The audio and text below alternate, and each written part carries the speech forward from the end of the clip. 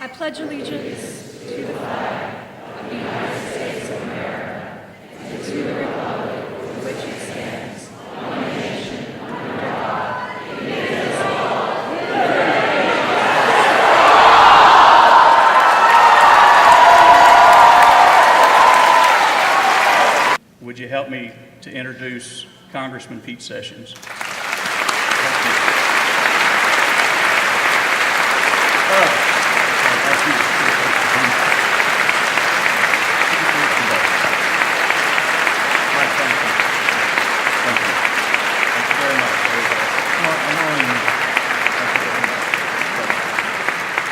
But the way they did health care was actually detrimental to job growth and job creation.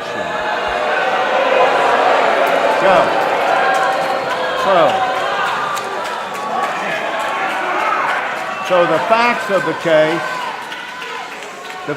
the case are that the budget deficit surged to $1.4 trillion in 2009. Nearly $1 trillion, nearly a $1 trillion in 1 year addition to what we previously had. And so what this did is it placed our country in a position to where we did not have economic growth. If it were health care, that would be one thing. So as a percentage of GDP, you know what, guys?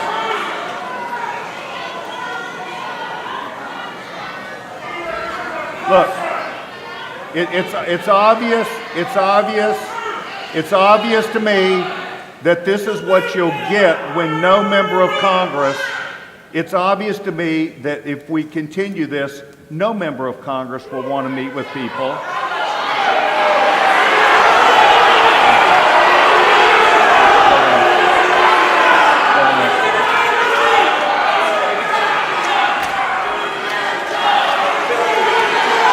Go to the next one.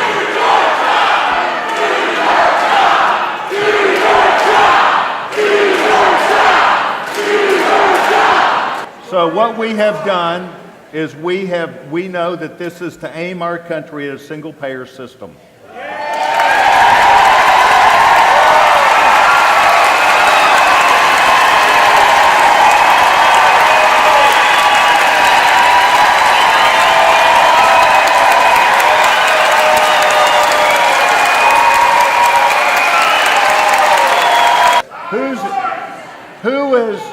Who is being hurt and who's being helped?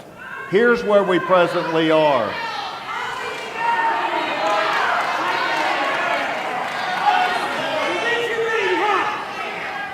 We are trying to bring back competition to where the failed, you know what, I now understand why you're so frustrated. You don't know how to listen.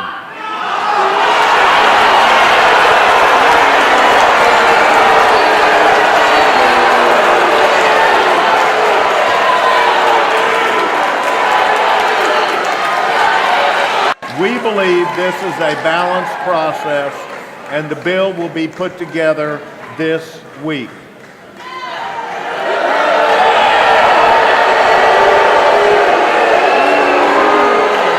We will make sure that lifetime caps are lifted, and we will allow dependents to claim.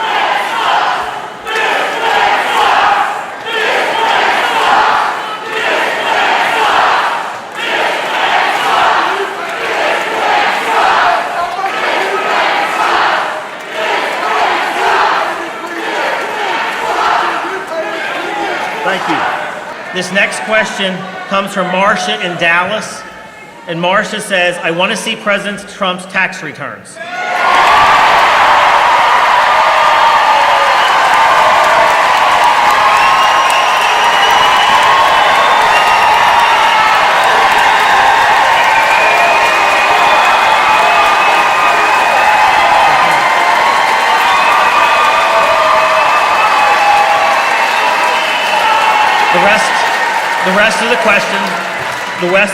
The rest of the question says, I have concerns about financial ties to foreign countries and its charitable giving. Will you vote to insist that he disclose his tax returns.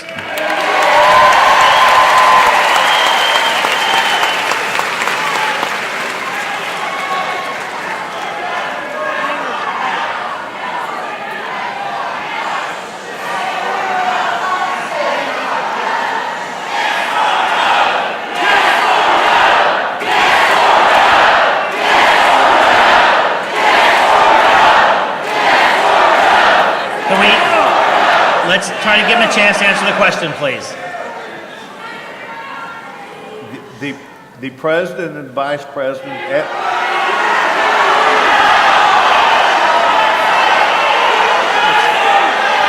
Let him ask the question, please. Let him answer. the president and vice president, as is required by law, are being audited as we speak.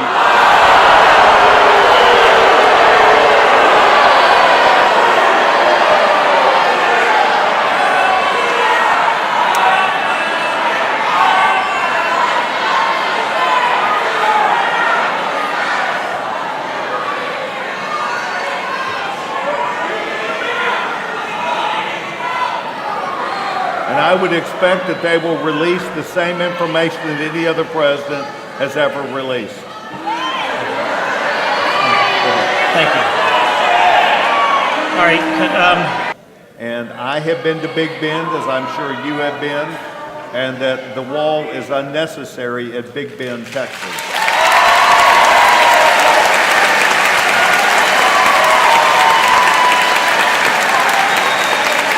We do not need to cut funding to NIH. We need to continue to increase funding.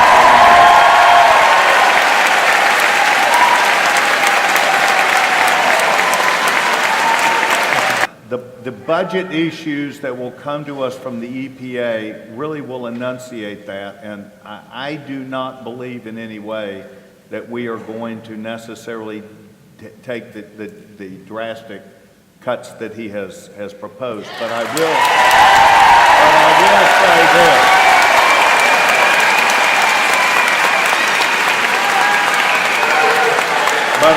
say this. The EPA must stop issuing its own rules and regulations and must go through Congress to make sure that the American people know what we are planning on doing. Thank you. It says in 2007, you voted against raising the federal minimum wage to $7.25 per hour. Since you feel this is a fair wage, will you pledge today to live off the $7.25 an hour?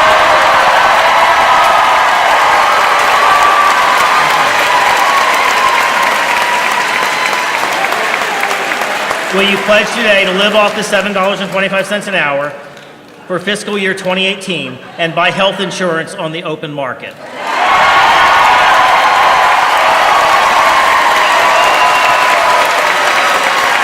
I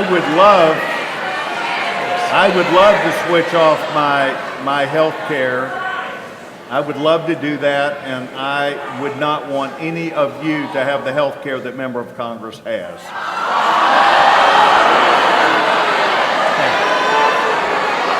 My position on sanctuary cities is that they will be defunded and not qualify for federal aid.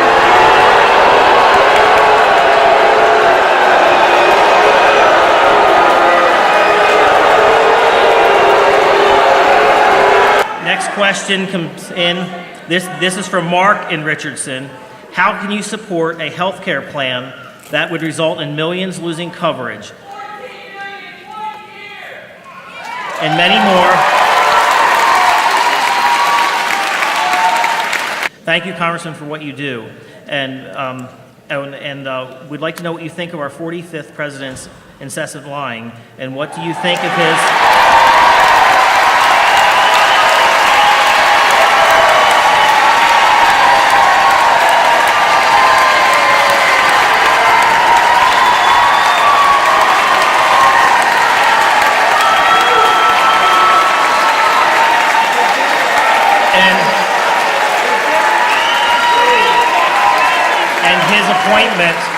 and his appointment of Steve Bannon as the president's chief advisor.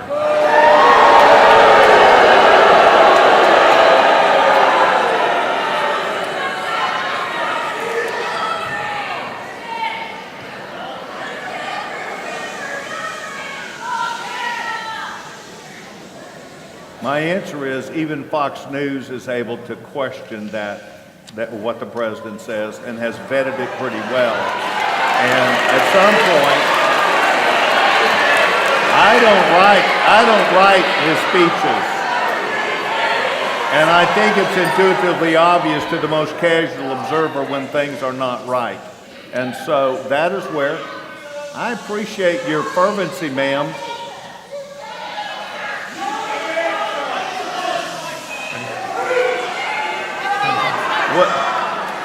That's part of what the media does when they talk about credible evidence or lack thereof. Congressman, we've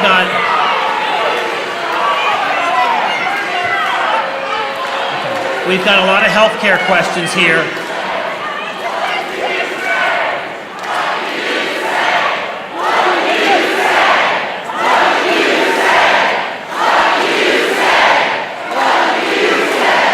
And William asks, under Trump care, premiums will increase 15 to 20% in 2018, 2019. Rates will continue to rise for the elderly because insurers will be allowed to charge up to 5 times as much as they can under Obamacare. Is this genocide of our elderly, or do you support the Trump cause? Trump care. We are going to make the changes. We are going to pass the bill, and we're going to repeal Obamacare.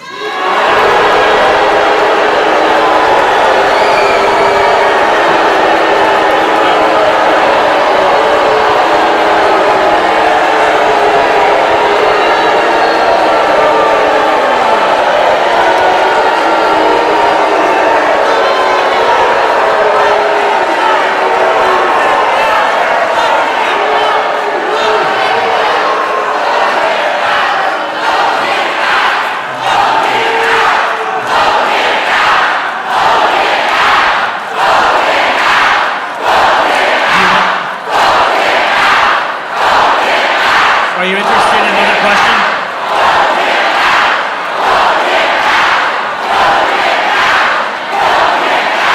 Okay. I think you've been heard. Yes, we hear you. Would you like the next question? And the reason is because even unemployed people go to the doctor and the hospital. And we can no longer afford to have people showing up at the emergency room sick and desperately ill, as opposed to having an opportunity to have a physician and a health care plan. So for anybody to assume that they want to be mean enough just because someone does not work not to receive an opportunity at a tax credit, I'm disappointed that you would act that way. This has to do with legalization as it's been proven beneficial in those states. Do you support legalization of marijuana? I'm assuming. I do not support the legalization of any part of marijuana.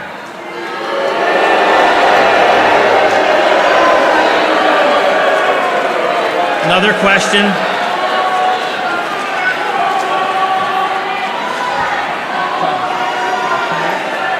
I admit I've got a problem. I've never smoked a marijuana cigarette.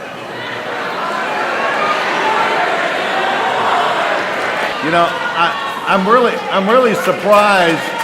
I'm really surprised that this, where you would deal with disabled students, that you would not want them to have a chance at another opportunity whereby they were able to gather them together into larger groups. And I'm sorry that you disagree with that. Congressman,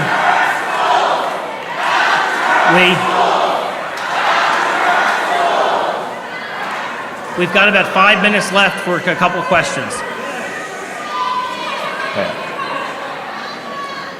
Congressman, this came from Sharon in Dallas. And it says, "We pledge to oppose H.R. 629, the Veterans Second Amendment Protection Act. If not, why not?" What I It do says, what to it? "We pledge to oppose H.R. No, we already 629. voted on it and it passed on Friday. Okay. And what it did, let me just tell you what it did. If a veteran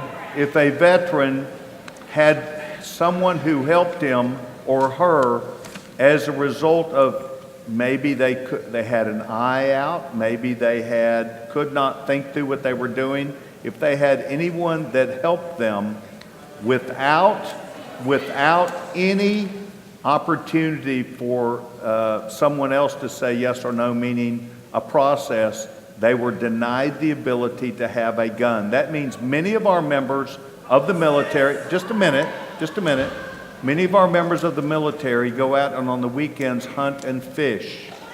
And it means if they would be around their buddies, they would be violating the law that they could not be around a weapon. And that is wrong.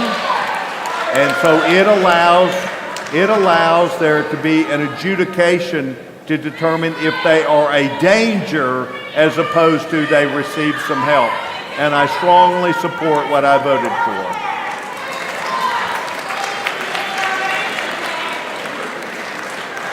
You have to have a process. You cannot deny someone their constitutional rights just because you think that something ought to happen. Congressman, this question comes in from Marion in Dallas, and it says, I'm a senior that's living mostly on Social Security and want to know how you're going to protect the Social Security and Medicare benefits I have paid for during my entire working years.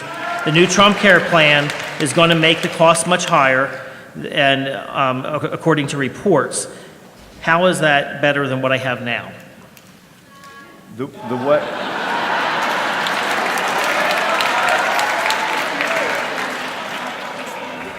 The way that it is better is that it will allow a system that is not as costly. It will have many more people. Well, look, I want to answer questions and be fair back, but it was Obamacare that took $800 billion out of senior care. And I disagreed with that also. All right. This is the last question. Last question I have comes from Jean in Dallas, and is concerned about the funding. And she says, if we can spend $1.6 trillion in Iraq or Afghanistan, why can't we fund health care for everyone?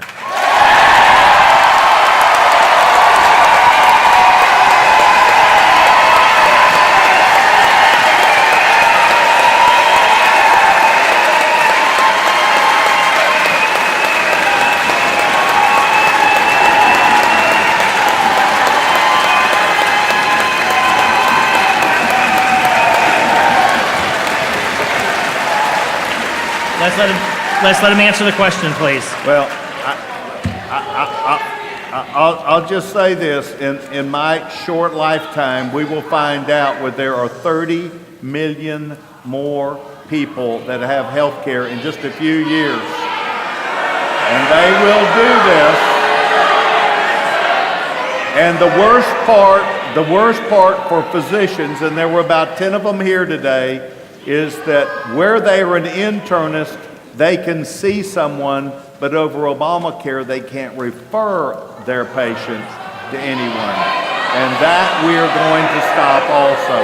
Thank you, and God bless each and every one of you.